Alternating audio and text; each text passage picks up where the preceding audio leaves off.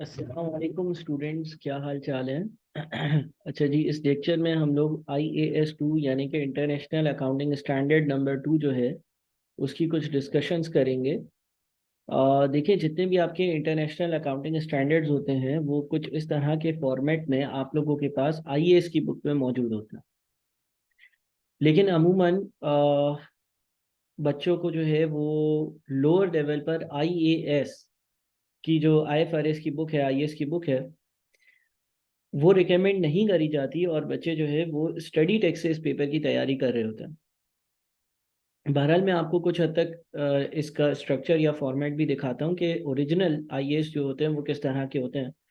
तो जिस तरह से आप लोगों की स्क्रीन पर ये IAS 2 है, IAS 2 का नाम है इन्वेंट्रीज, और इसके बारे में कुछ डिटेल्स दी हुई हैं कि भाई ये कब अमेंड हुआ था, कब चेंज हुआ था, इसकी वजह से दूसरे IFRS या IAS में कोई चेंज आया तो क्या चेंज आया, और नहीं आया तो क्या नहीं आया, और इस तरह का एक इंट्रोडक्शन होता है। बहरहाल ये आपके लिए इस लेवल पर रेलिवेंट नहीं है। उसके बाद कंटेंट्स होते हैं। कंटेंट्स के बाद जो है वो आपके पास जो है वो पहला पैराग्राफ जो होता है वो ऑब्जेक्टिव होता है। ऑब्जेक्टिव में ये बताया जाता है कि भाई आखिर इस स्टैंडर्ड का यानी कि IAS 2 का, international accounting standard number 2 inventories का आखिर पर्पस क्या है। ठीक है।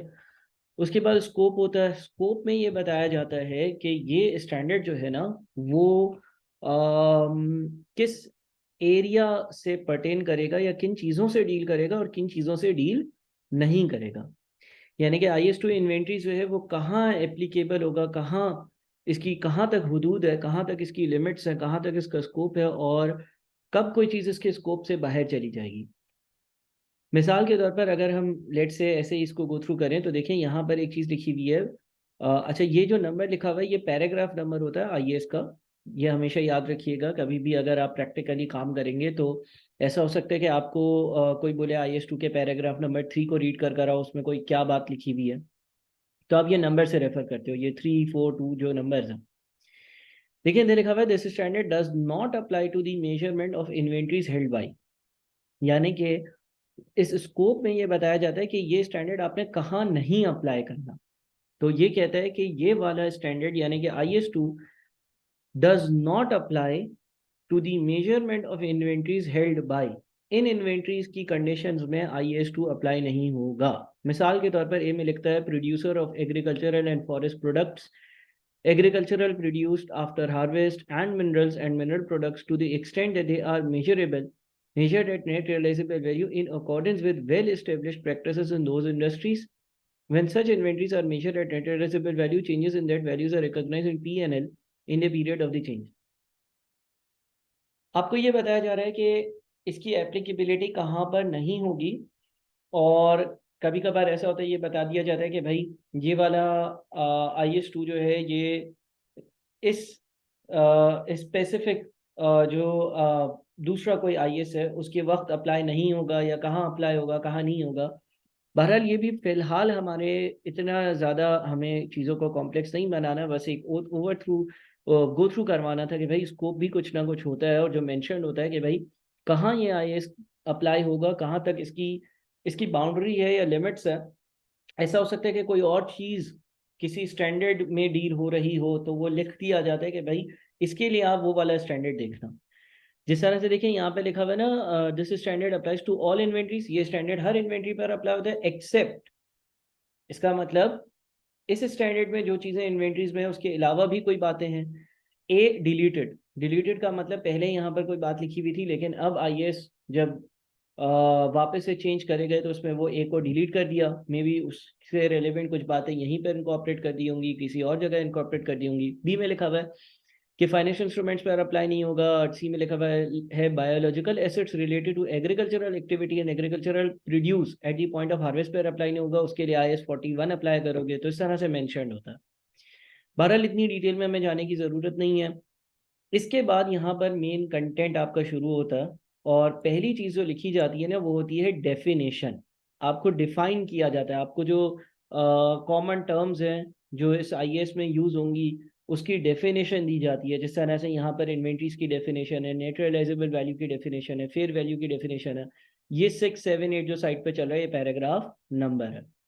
इसके बाद फिर मेन कॉन्टेक्स्ट आता है, मेजरमेंट ऑफ इन्वेंट्रीज के हवाले से कुछ पैराग्राफ्स लिखे हुए हैं।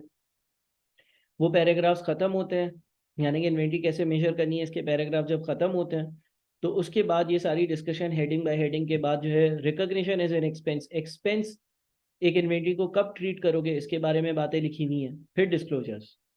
अच्छा सर, डिस्क्लोजर्स क्या होते हैं? अमूमन हर आईएफआरएस के एंड में डिस्क्लोजर्स होते हैं। डिस्क्लोजर्स का मतलब ये होता है कि जब आप अपनी कंपनी के फाइनेंशियल स्टेटमेंट्स बनाओगे तो क्या क्या बातें डिस्क्लोज करोगे, यानी कि बताओगे लोगों को। यानी कि एज पर आईएएस जब आप अपने अकाउंट्स बनाते हो, अपनी एनुअल रिपोर्ट बनाते हो, अगर आप हायर लेवल के स्टूडेंट हो तो आप इस बात को समझ रहे होगे, अगर आप लोअर लेवल के स्टूडेंट हो तो अभी आपने एनुअल रिपोर्ट वगैरह नहीं देखी होगी, लेकिन एक हर कंपनी, हर लिस्टेड कंपनी ने एक एनुअल रिपोर्ट बनानी होती है, और उसमें उसने जो है वो अपने financial accounts as per IAS अगर बनाने हैं तो कुछ बातें उसने बतानी होती हैं। तो डिस्क्लोजर का मतलब होता है क्या क्या चीज़ें आप डिस्क्लोज करोगे, क्या क्या चीज़ें आप बताओगे, उसकी भी एक लिस्ट दी हुई होती है जिसकी आपने कंप्लाइंस करनी होती है।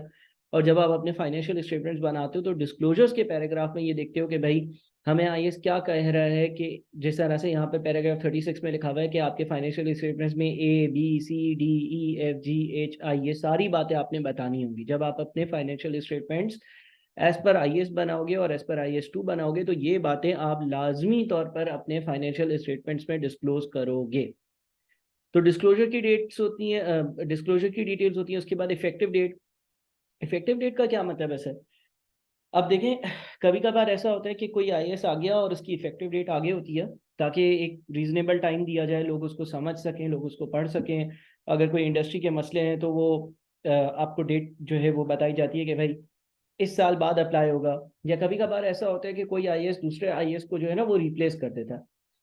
मिसाल के तौर पे लेट से IAS 2 है आज इन्वेंट्रीज का, और बहुत सिग्निफिकेंट चेंजेस आए, कोई IFRS XYZ बन जाए इसका, तो उसमें लिखा जाएगा कि भाई इस दिन तक तुम IAS 2 अप्लाई करना, फिर तुम्हें IFRS XYZ पर आना पड़ेगा। तो देखिए यहाँ पर इसकी इफेक्टिव डेट्स लिखी हुई है कि कब से आपने अप्लाई करना है। लिखा हुआ है an entity shall apply this standard for annual periods beginning on और आफ्टर 1 जनवरी 2005। तो ये 1 जनवरी 2005 से भी पहले बना होगा, और उसमें फिर मेंशन कर दिया होगा कि भाई 1 जनवरी 2005 से अब सब कंपनीज से इसको अप्लाई करना है। बहरहाल इसके बारे में भी इतनी ज़्यादा डिटेल्स में आपको जाना नहीं है। विड्रॉल ऑफ अदर प्रोनाउंसमेंट्स, यानी कि जब कोई आईएएस आया और उसकी वजह से कोई पिछला आईएएस जो है वो पूरा का पूरा रिप्लेस हो गया। देखो कभी कभार तो ऐसा होता है कि कोई चीज़ ऐड हुई ना, कभी कभार ऐसा होता है पूरा आईएएस जो है वो हट गया। जिस तरह से आज से बहुत साल पहले जो है वो IAS 18 होता था रेवेन्यू रिकॉग्निशन के लिए, आज वो नहीं है, ठीक है, IFRS 15 है।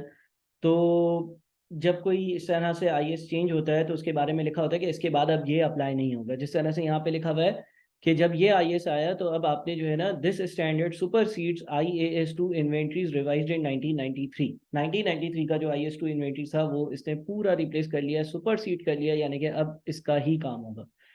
उसके बाद कुछ अपेंडिक्स एंड अदर डिटेल्स होती हैं। तो ये मैंने आपको जो है ना वो IAS की एक शक्ल दिखाई, और ये शक्ल आप लोगों को पता होनी चाहिए। अब हम अपने मेन कंटेंट पर आते हैं। अगर हम मेन कंटेंट पर आते हैं तो हमारे पास सबसे पहले जो है ना IAS 2 में मेन कंटेंट जो है वो डेफिनेशन से जनरली शुरू होता है, और यहाँ पर आपके पास जो है ना वो इन्वेंट्रीज की डेफिनेशन है। अब हम पैराग्राफ नंबर 6 से अपनी बातों की बिस्मिल्लाह करते हैं और डिस्कशन करते हैं और समझते हैं कि IAS 2 इन्वेंट्रीज क्या है। लिखता है the following terms are used in this standard with the meanings specified. Sir इसका क्या मतलब? वो ये कहना चाह रहे हैं भाई मैं कुछ चीज़ों की डेफिनेशन दे रहा हूँ, कुछ चीज़ें आप लोगों को समझा रहा हूँ, कुछ चीज़ों को डिफाइन कर रहा हूँ, और जब आप आगे जाकर ये स्टैंडर्ड पढ़ोगे तो आप ये वाली डेफिनेशंस का इस्तेमाल करना। यानी कि मिसाल के तौर पर कभी आगे इस IAS 2 में इन्वेंट्रीज में लिखा हुआ हो कहीं पे लफ्ज इन्वेंट्रीज, तो उसका क्या मतलब होगा। अब इन्वेंट्रीज की डेफिनेशन में उसने 3 बातें लिखी। उसने लिखा inventories are assets, inventories are assets, inventories are assets. ये पहली बात तो हो गई, ठीक है ना। उसने बोला हर इन्वेंट्री एसेट होगी, लाइबिलिटी नहीं होगी। इन्वेंट्रीज आर एसेट्स, और एसेट्स की एक सेपरेट डेफिनेशन है, ठीक है। लेकिन फिर क्या लिखा इसने? A held for sale in the ordinary course of business. B in the process of production for such sale. Or C in the form of materials or supplies to be consumed in the production process और in the rendering of services। अब देखें, ये definition जो है ना ये बड़ी important है। उससे बोला इन्वेंट्रीज वो एसेट्स होंगे, पहली चीज के एसेट्स होंगे जिसमें ए, बी और सी तीन बातें बताएं। क्या तीनों बातों का होना जरूरी है? सोचे जरा। मतलब कि क्या कंडीशन ए, कंडीशन बी, कंडीशन सी, तीनों कंडीशंस पूरी हो तो कोई चीज इन्वेंट्री बनेगी? नहीं। कैसे पता सर? देखिए उसने यहाँ पर क्या लिखा है, और का मतलब होता है या, यानी कि वो ये कहना चाह रहे हैं या तो पहली बात पूरी हो जाए तो वो इन्वेंट्री है, या तो दूसरी बात पूरी हो जाए वो इन्वेंट्री है, या तो तीसरी बात पूरी हो जाए वो भी इन्वेंट्री है। और का मतलब ये है कि पहली शर्त पूरी हुई हम उसको कहेंगे इन्वेंट्री है, दूसरी शर्त पूरी हुई हम कहेंगे इन्वेंट्री है, तीसरी शर्त पूरी हो गई हम कहेंगे इन्वेंट्री है। तीनों में से कोई भी एक शर्त पूरी हो जाए, तीनों में से कोई भी एक शर्त पूरी हो जाए तो हम कहेंगे कि ये चीज इन्वेंट्री है। तीनों में से कोई भी एक शर्त पूरी हो जाए हम कहेंगे कि ये चीज इन्वेंट्री है। तीनों शर्तें एक साथ पूरी हों ऐसा जरूरी नहीं है। अगर यहाँ पर एंड लिखा हुआ होता तो उसका मतलब होता शर्त नंबर एक, शर्त नंबर दो, शर्त नंबर तीन, तीनों बातें पूरी होंगी तो हम किसी चीज को इन्वेंट्री बोलेंगे, लेकिन यहाँ पर और लिखा हुआ है। अब वो तीन बातें लिखी हुई क्या है? ए में लिखता है inventories are assets held for sale in the ordinary course of business.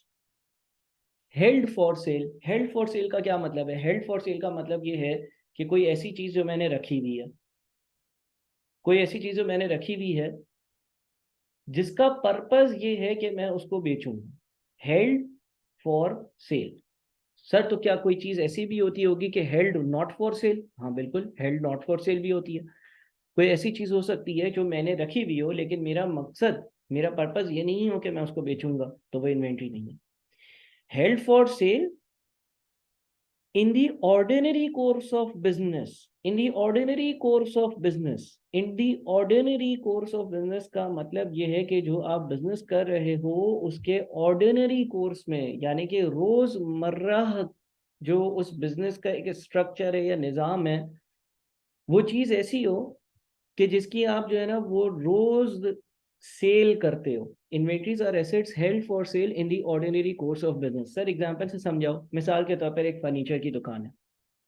उस फर्नीचर की दुकान में होता यह है कि भाई फर्नीचर होता है मतलब टेबल है, कुर्सियां हैं, डाइनिंग टेबल है, अलमारियां हैं, और वो फर्नीचर वाला अपनी दुकान में ये सारा फर्नीचर रखता है। और वो फर्नीचर क्यों रखता है? वो फर्नीचर इसलिए रखता है ताकि कस्टमर्स आए और उनको वो बेचे।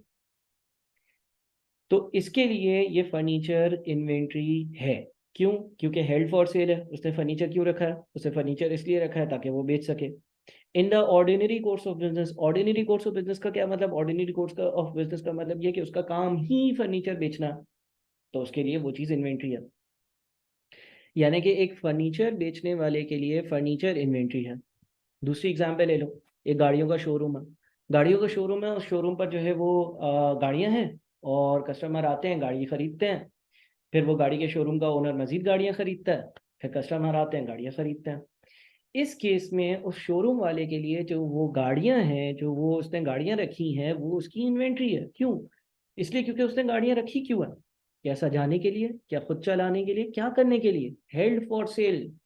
शोरूम का ओनर बोलेगा मैंने यहाँ पर गाड़ियां रखी हैं ताकि मैं ये गाड़ियां बेच सकूं इन the ordinary course of business, क्योंकि मेरा रोजमर्रा का काम ही गाड़ियां बेचना। तो उसके लिए वो गाड़ी जो है वो एक इन्वेंट्री होगी।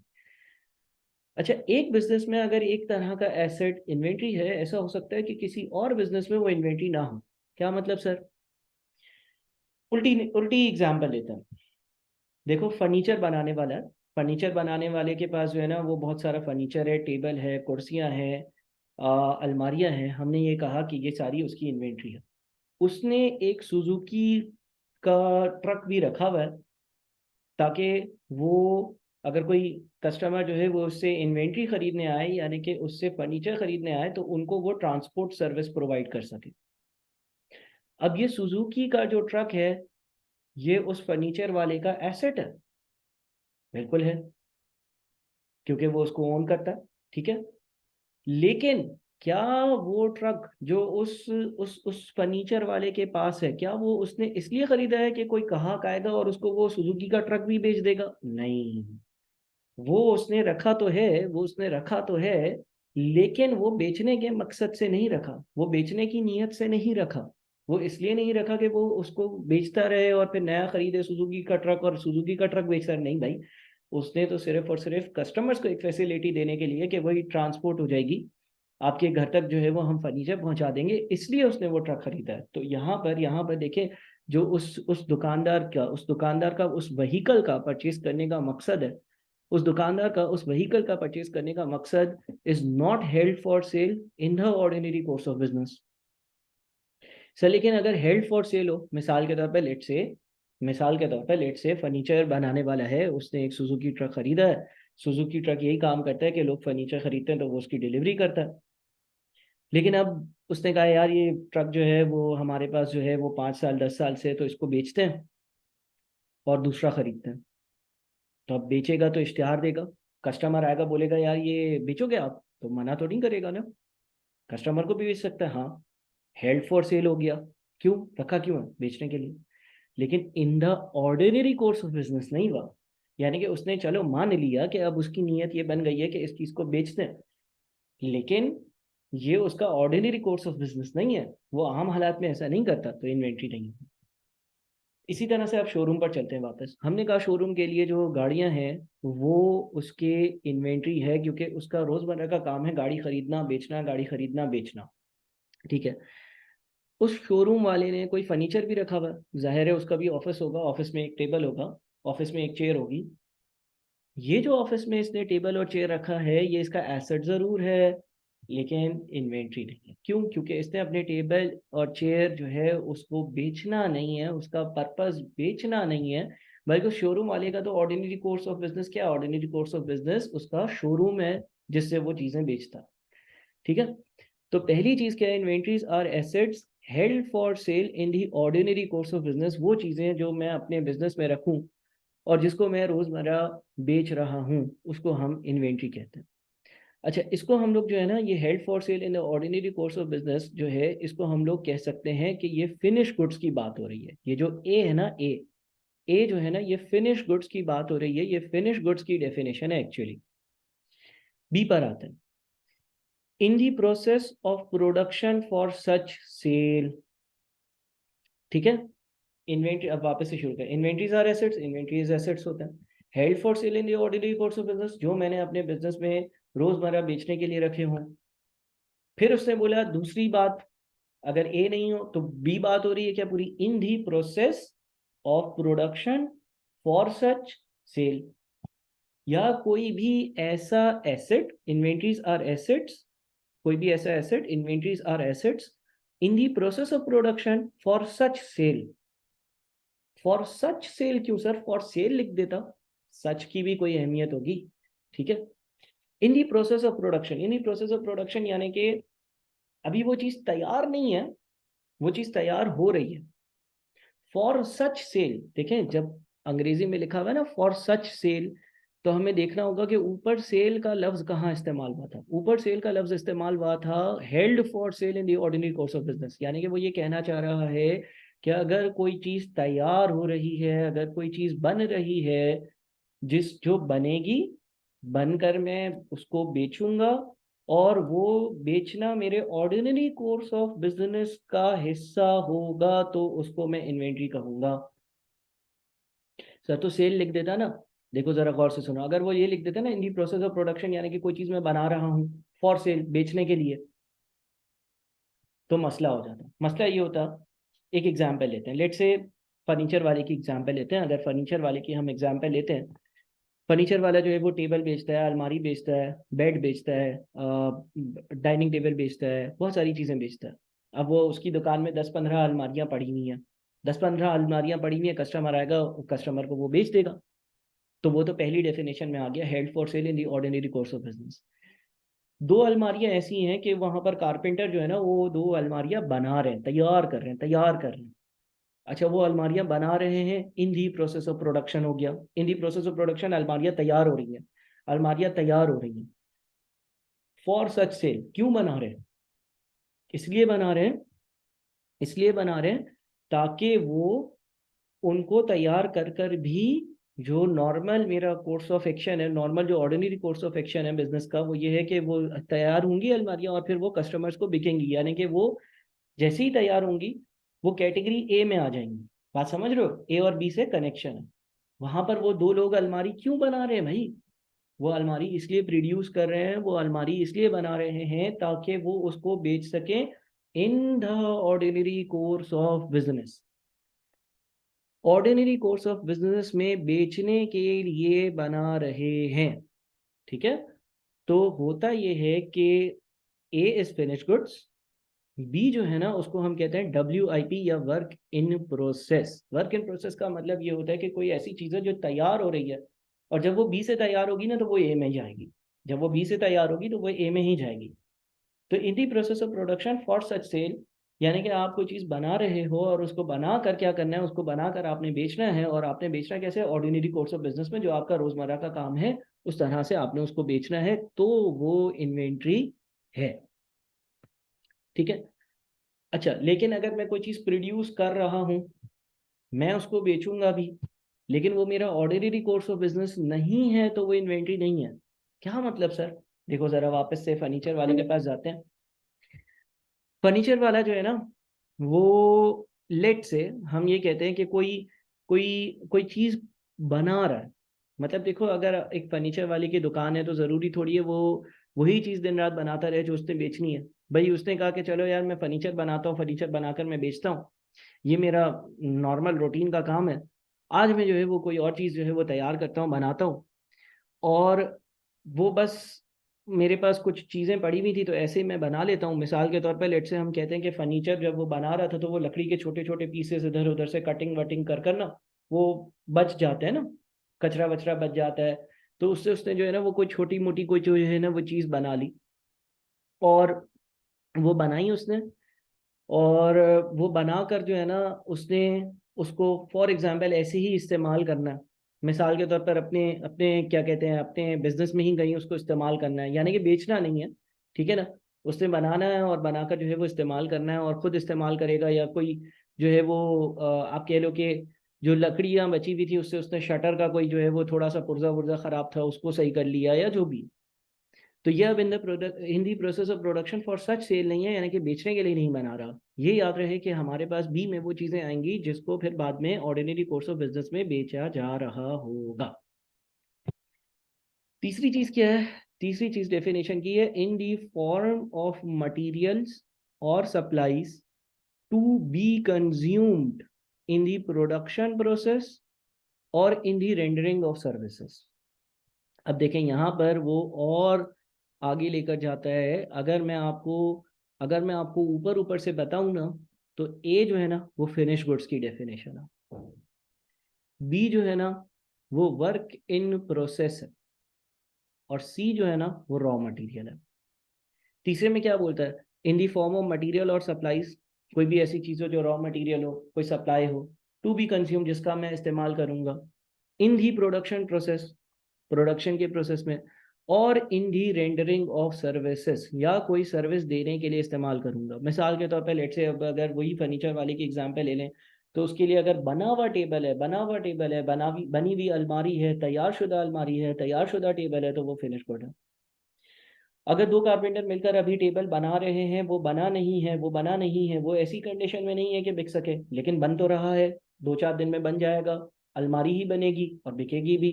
तो in the process of production for such sale है, वो भी इन्वेंट्री है जिसको मैं WIP कहता हूँ। उससे पिछली फॉर्म, जब उन्होंने कारपेंटर्स ने या 2-3 वर्कर्स ने वो जो टेबल या चेयर या जो भी चीज़ है वो बनाना शुरू करी होगी, तो उससे पहले उन्होंने क्या खरीदा होगा? उससे पहले उन्होंने रॉ लकड़ी खरीदी होगी ना।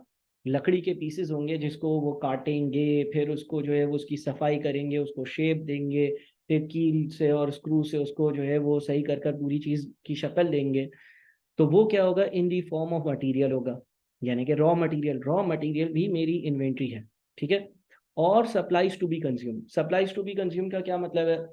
यानी कि कोई भी मेरे पास कोई कंज्यूमेबल पड़ा हुआ है।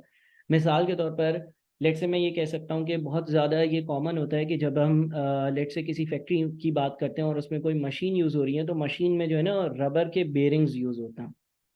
तो कंपनी ने अपने स्टोर रूम में 50 या 100 या 200 या 10,000 बेरिंग्स रखे हुए हैं, ताकि जैसे ही कोई बेरिंग टूटे तो वो बेरिंग हम उसको इस्तेमाल कर लें। वो मेरी सप्लाईज है, वो भी मैं कंज्यूम करूंगा। क्यों? प्रोडक्शन के प्रोसेस में कंज्यूम करूंगा, यानी कि फिनिश गुड्स बनाने के लिए कंज्यूम करूंगा, और in the rending of services या किसी और तरह की सर्विस देने के लिए मैं कंज्यूम करूंगा, तो वो भी इन्वेंट्री है। सर ये और in the rending of service का क्या मतलब है? देखिए यूँ समझ लें कि कोई मैन्युफैक्चरर नहीं है, और मैन्युफैक्चरर नहीं है तो एक ऑडिट फर्म है। ऑडिट फर्म में जो है वो पेपर इस्तेमाल होगा, पेपर की रिम इस्तेमाल होगी, पेन इस्तेमाल होगा, इंक इस्तेमाल होगी।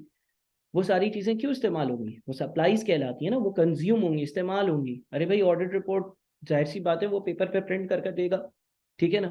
तो ये भी सारी जो सप्लाईज हैं, ये रॉ मटेरियल तो नहीं है, लेकिन मतलब कि ये प्रोडक्शन में तो इस्तेमाल नहीं होगा, इससे कोई WIP बनकर फिनिश गुड नहीं बनेगा, लेकिन ये है कि ये भी मेरा एक तरह से सप्लाईज हैं या कंज्यूमेबल्स हैं, जिसको मैं इस्तेमाल करूंगा ताकि मैं सर्विस रेंडर कर सकूं। तो देखें, ये इन्वेंट्री की जो डेफिनेशन है ना, ये आपको समझनी है।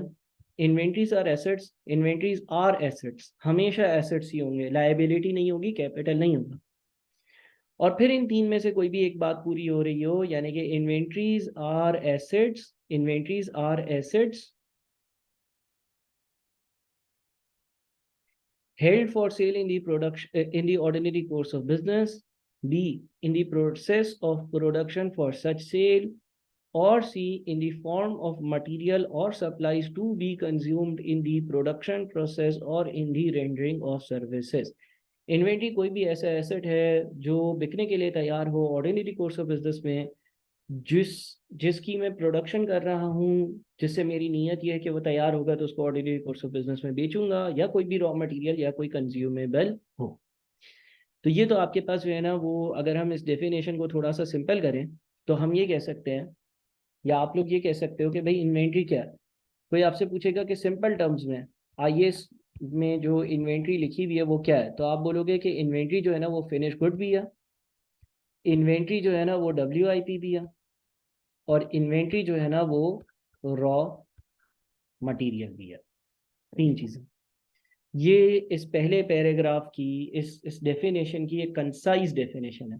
कोई पूछ ले रॉ, कोई लेमैन पूछ ले, तो उसको ये held for sale in the ordinary course of business ये सब थोड़ी पता होगा। उसको बोलोगे भाई कोई भी चीज़ जो बेच रहा हूँ, कोई भी चीज़ जिससे रॉ मटेरियल खरीद कर जिससे फिनिश गुड्स में कन्वर्ट कर कर बेचूंगा, या कोई भी मैंने रॉ मटेरियल खरीदा होगा, वो मेरी इन्वेंट्री है। आगे लिखते हैं net realisable value. Net net realisable value. अब देखें, आपने एक एक टर्म को जो है ना IAS जब पढ़ने हैं ना, तो आपने तोड़ तोड़ कर पढ़ने हैं। अब तीन बातें हैं, नेट है, रियलाइजेबल है, और वैल्यू है। वैल्यू बड़ा आसान लफ्ज है, वैल्यू अंग्रेजी का बड़ा आसान लफ्ज है। वैल्यू का मतलब क्या होता है भाई? इस लैपटॉप की वैल्यू क्या है, इस मोबाइल की वैल्यू क्या है, इस पेन की वैल्यू क्या है, वर्थ क्या है।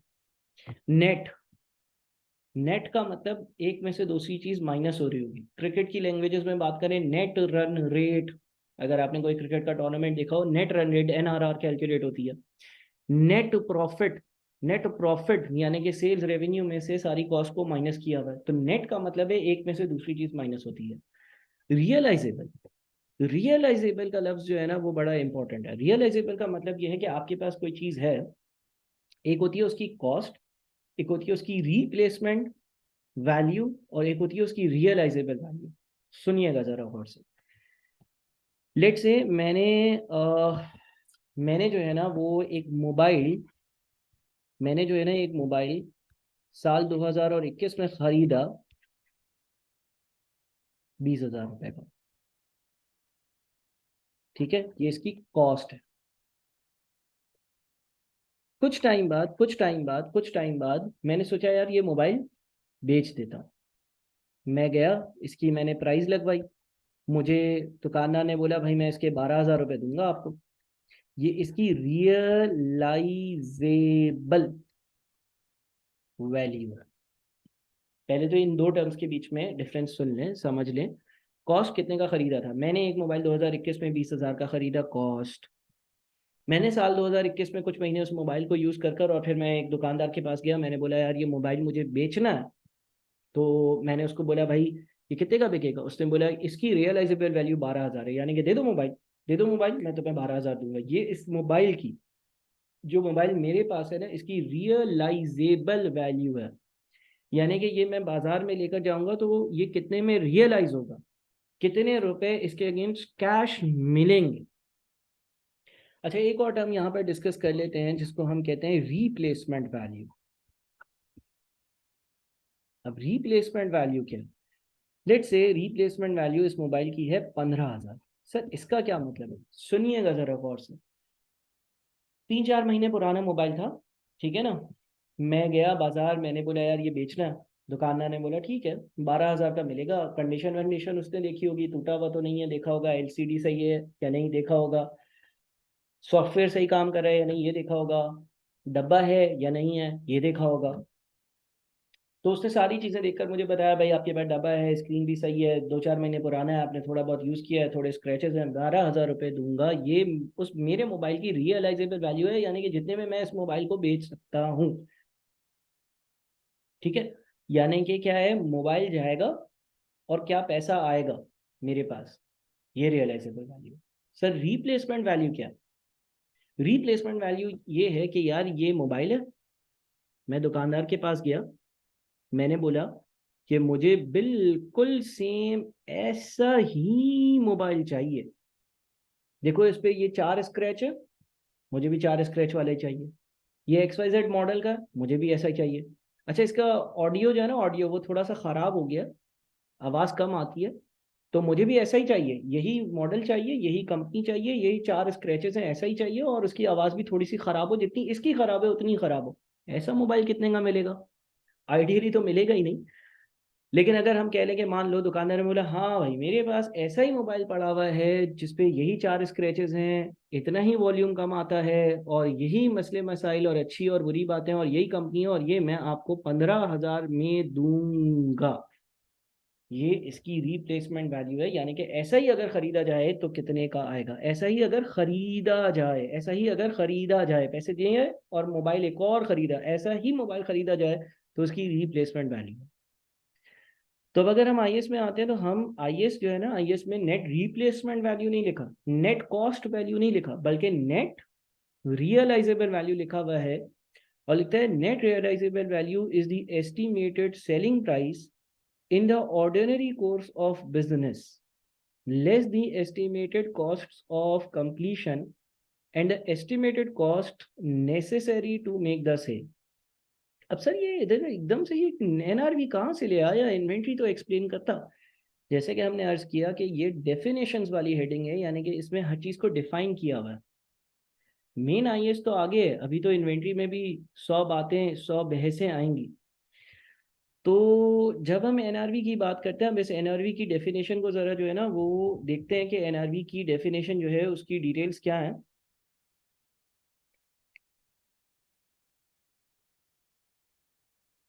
अच्छा, देखिए उसने क्या कहा, उसने कहा कि net realisable value NRV is the estimated, estimated, estimated यानी कि एक्चुअल नहीं। देखो एक तो होती है एक्चुअल सेलिंग प्राइस, मेरे हाथ में एक चीज़ है, वो चीज़ जो है वो 25 रुपए में बिक रही है, वो उसकी एक्चुअल सेलिंग प्राइस है। यहाँ पर क्या बात कर रहे हैं हम, एस्टिमेटेड सेलिंग प्राइस। एस्टिमेटेड क्यों? जब आप एनआरवी के कॉन्सेप्ट के डिटेल्स में आओगे तो आप ये देखोगे कि आपको ये देख रहा होता है यार ये चीज़ फ्यूचर में बिककर कितना पैसा देगी। तो एस्टिमेटेड आपका अंदाजा ही होगा ना, फ्यूचर में एक चीज़ कितने की बिकेगी किसी को नहीं पता। मिसाल के तौर पर लेट से आपकी जेब में एक मोबाइल है, आपको कोई बोले कि यार ये मोबाइल जो है ना वो तुम्हारे मोबाइल की क्या वैल्यू होगी, तुमने बोल दिया 22,000। इसका क्या मतलब होगा, इसका मतलब होगा तुम्हारा अंदाजा है कि तुम ये मोबाइल बाजार लेकर जाओगे तो ये 22 में बिकेगा। सर लेकिन 23 में भी बिक सकता है, 20 में भी बिक सकता है। हाँ मैंने मना किया? नहीं मैंने मना नहीं किया, मैं तो कह रहा हूँ एनआरवी का मतलब क्या है, एनआरवी का मतलब है एस्टिमेटेड सेलिंग प्राइस, यानी कि जो आपका अंदाजा है, जो आपका अंदाजा है, जो आपका अंदाजा है। In the ordinary course of business, in the ordinary course of business, आम हालात में जो आपका बिजनेस है उसमें ये चीज़ कितने की बिकेगी, less the estimated costs of completion and the estimated cost necessary to make the sale. किसी इन्वेंट्री की एनआरवी कैसे कैलकुलेट होती है? किसी इन्वेंट्री की एनआरवी कैलकुलेट करने के लिए आप जो उसकी एस्टिमेटेड सेलिंग प्राइस है, एस्टिमेटेड सेलिंग प्राइस, ठीक है, जो इन्वेंट्री की एस्टिमेटेड सेलिंग प्राइस है, यानी कि आपको जो लगता है कि वो इन्वेंट्री जितने की भी बिकेगी, उस एस्टिमेटेड सेलिंग प्राइस में से दो चीजें माइनस करते हो। उस एस्टिमेटेड सेलिंग प्राइस में से दो चीजें माइनस करते हो। वो दो चीजें क्या माइनस करते हो? estimated selling price in the ordinary course of business less estimated costs of completion।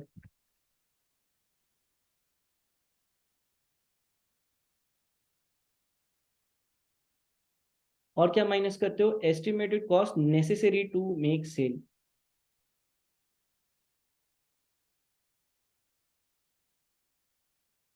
अब सर ये दो चीजें माइनस करते हैं, इसका क्या मतलब है?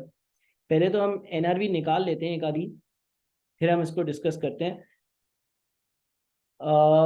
लेट से ऐसे ही बोलता हूँ कि आपकी जो एस्टिमेटेड सेलिंग प्राइस है, एस्टिमेटेड सेलिंग प्राइस है, अभी हम इन टर्म्स को डिस्कस करेंगे। मैं बोलता हूँ एस्टिमेटेड सेलिंग प्राइस है 500, एस्टिमेटेड कॉस्ट ऑफ कंप्लीशन है 25, estimated cost necessary to make the sale है 50। तो आपकी जो एनआरवी होगी वो हो जाएगी 425। अब इन चीज़ों को हमें समझना है। देखिए, एस्टिमेटेड सेलिंग प्राइस का क्या मतलब होता है? एस्टिमेटेड सेलिंग प्राइस का मतलब ये है कि एक चीज़ कितने रुपए में अंदाजन बिकेगी, एक चीज़ कितने रुपए में अंदाजन आगे जाकर बिकेगी, ठीक है। इन the ordinary course of business less estimated costs of completion. कभी कभार ऐसा होता है, अच्छा एस्टिमेटेड कॉस्ट ऑफ कंप्लीशन जरूरी नहीं है हर बार इन करो। एस्टिमेटेड कॉस्ट ऑफ कंप्लीशन का मतलब ये है कि उस चीज को मुकम्मल करने में मजीद कितना खर्चा लगेगा। ऐसा भी हो सकता है ना कि तुम्हारे पास कोई चीज़ है वो नामुकम्मल है अभी फिलहाल और उसकी आपने एनआरवी ढूंढनी है। मिसाल के तौर पे लेट से आपके पास जो है वो कुछ मेडिसिन हैं, कुछ टैबलेट्स हैं, टैबलेट्स। अब टैबलेट्स कोई खुली खुली तो नहीं बिकेंगी, वो टैबलेट की गोलियां पड़ी हुई हैं, आपको कहा गया है उसकी एनआरवी निकालो। तो वो मुझे पता है कि ऑर्डिनरी कोर्स ऑफ बिजनेस में उन टैबलेट की गोलियों को बेचने के लिए पहले उसको किसी फॉइल में पैक करना होगा, फिर उसको एक बॉक्स में पैक करना होगा और फिर उसको मैं बेच सकता हूँ। तो ये एस्टिमेटेड कॉस्ट ऑफ कंप्लीशन है। मिसाल के तौर पर आपके पास जो है वो जिस तरह से हमने फर्नीचर की बात करी, कोई एक टेबल है जो आधा बना हुआ है। अब बिकेगा कब? भाई जब वो पूरा होगा, पूरा हो जाएगा, पूरा मुकम्मल हो जाएगा। आधा टेबल बना हुआ है, पूरा मुकम्मल हो जाएगा तो 500 का बिकेगा। अच्छा वो तकरीबन 90% कंप्लीट है, 20-25 रुपए का और खर्चा करना है, वो लेबर ने जो है ना 2 कीलें लगानी है, वो तैयार हो जाएगा, 25 रुपए का खर्चा होगा। Estimated cost of completion. तो एस्टिमेटेड कॉस्ट ऑफ कंप्लीशन का मतलब ये है कि समटाइम्स ऐसा होता है कि इन्वेंट्री को बेचने के लिए मजीद कुछ खर्चे करने होते हैं, वो भी माइनस करने हैं एनआरवी कैलकुलेट करने के लिए। सर इसकी लॉजिक क्या है? लॉजिक आएगी कुछ टाइम बाद, लॉजिक भी आएगी। अभी हम एनआरवी की सिर्फ डेफिनेशन देख रहे हैं, फिर आगे पैराग्राफ्स आएंगे और उसमें बहुत सारी लॉजिक होगी। एस्टिमेटेड कॉस्ट ऑफ कंप्लीशन, और क्या माइनस करना है? Estimated cost necessary to make the sale. अब estimated cost necessary to make the sale का मतलब ये है कि कोई भी ऐसा खर्चा जो आपको उसको बेचने के लिए इनकर करना पड़ेगा। मिसाल के तौर पे दवाई की ही एग्जाम्पल लेते हैं। अभी वो टेबलेट्स हैं, उसको पैक करेंगे, डब्बे वब्बे में डालेंगे, 25 रुपए का खर्चा होगा। मुझे पता है बाजार में ये 500 रुपए की दुकानदार मुझसे खरीदेगा, मेरी दवाई की फैक्ट्री है, ये 500 रुपए में ये जो है ना ये पूरा जो दवाई का डब्बा है ये मुझसे खरीदा जाएगा, ठीक है। 25 रुपए जो है उसको, अभी टैबलेट की फॉर्म में था, उसको जो है वो फॉइल वॉइल चढ़ाई और डब्बे में डाला, इसका 25 रुपए का खर्चा हुआ। ये एस्टिमेटेड कॉस्ट ऑफ कंप्लीशन है। मुझे ये भी पता है कि अगर मुझे इसको बेचना होगा तो कोई डिस्ट्रीब्यूटर होगा, कोई बंदा होगा जो बाइक पर आएगा, बोलेगा भाई मुझे 10 लाख का माल दो, मैं आपका 10 लाख का माल जो है वो स्टोर स्टोर, कोने कोने, गली गली, हर फार्मास्यूटिकल वाले को बेचूंगा, लेकिन मैं उस पर 10% कमीशन लूंगा तब बेचूंगा। तो ये estimated cost necessary to make the sale हो गई। क्यों? सेल करने के लिए उस बंदे को कमीशन देना ज़रूरी है, बिल्कुल ज़रूरी है। कमीशन नहीं दूंगा तो बंदा लेकर नहीं जाएगा, लेकर नहीं जाएगा तो बिकेगी कैसी?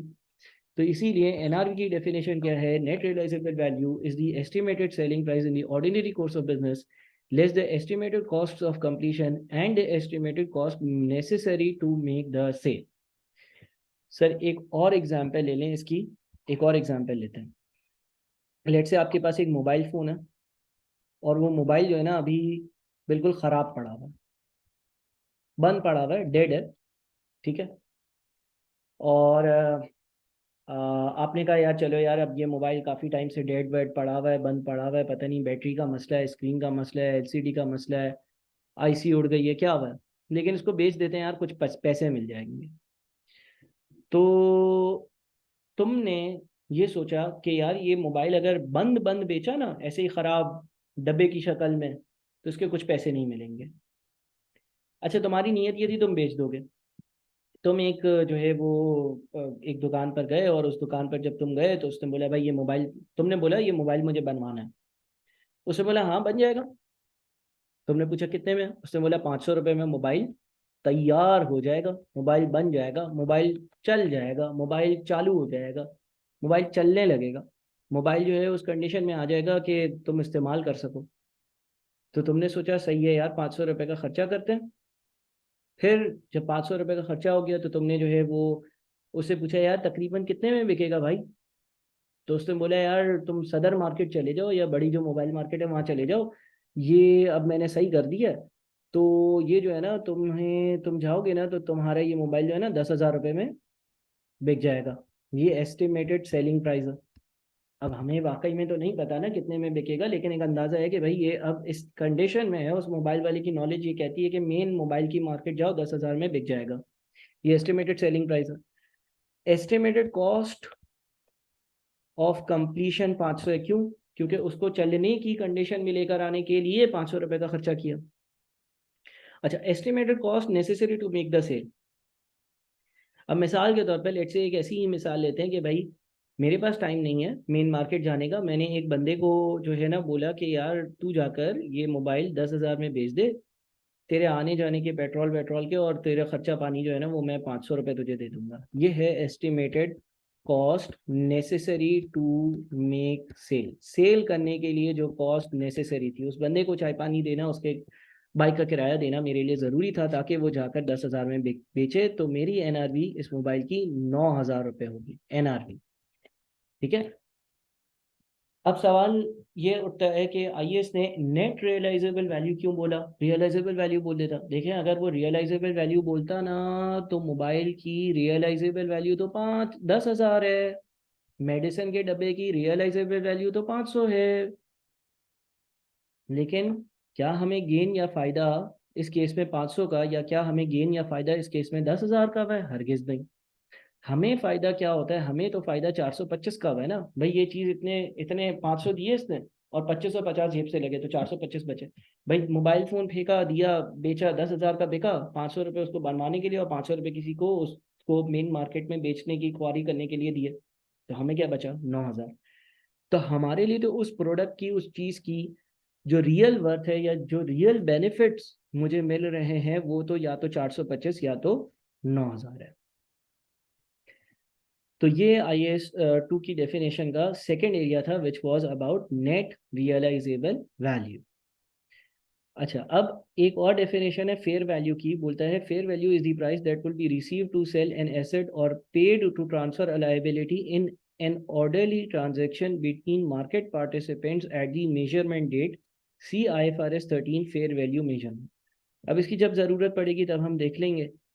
आगे अगर पैराग्राफ्स कुछ जल्दी जल्दी रीड करें ताकि मेन हेडिंग्स पर आए, तो लिखा हुआ है net realisable value refers to the net amount that an entity expects to realise. Net का वर्ड इंपॉर्टेंट है, ठीक है ना। उसके बाद that an entity expects to realise from the sale of inventory in the ordinary course of business. Fair value reflects the price at which an orderly transaction to sell the same inventory in the principal or most advantageous market for that inventory will take place between market participants at the measurement date. The former is an entity-specific value, the latter is not. Net realizable value for inventories may not equal fair value less cost to sell. अब ये fair value less cost to sell जो है इसकी अहमियत इस पूरे IAS में comparatively कम है, एनआरबी की ज़्यादा है आपके सवालात के हिसाब से भी। तो इसको जब आगे आएगा तो फिर मैं इसको एग्जाम्पल के थ्रू रेफर कर एग्जाम समझा दूंगा। Inventories encompass goods purchased and held for resale, including, for example, merchandise purchased by a retailer. तो उससे बोला इन्वेंट्री में वो चीज़ें भी आ जाएंगी जो कोई खरीदे ताकि वो उसको बेच सके। रिटेलर, एक टी शर्ट की दुकान है, टी शर्ट्स बने बने खरीदता है, बेचता है। एंड हेल्ड फॉर रीसेल और land and other property held for resale, कोई बंदा है उसका काम ये है कि वो ज़मीनें खरीदता है और बेचता है ऑर्डिनरी कोर्स ऑफ बिजनेस में, तो वो भी आ जाएगा। Inventories also encompass finished goods produced or work in progress being produced. Finished goods अलमारियाँ बनी हुई, work in progress जो दो लोग जो है वो लेबर के अलमारी बना रहे हैं by the entity, and include material and supplies awaiting use in the production process, और कोई भी ऐसी चीज़ जो मैं अपने प्रोडक्शन के प्रोसेस में इस्तेमाल करूँगा। Cost incurred to fulfill a contract with a customer that do not give rise to inventories or assets within the scope of another standards are accounted for in accordance with IFRS 15 revenues from contracts with customers। ये इसकी need नहीं है, ठीक है। अब आ जाता है measurement of inventory. Inventory shall be measured at the lower of cost and net realisable value. यहाँ से हम अपनी जो अगली इस IS2 की सीरीज की डिस्कशन है उसको स्टार्ट करते हैं।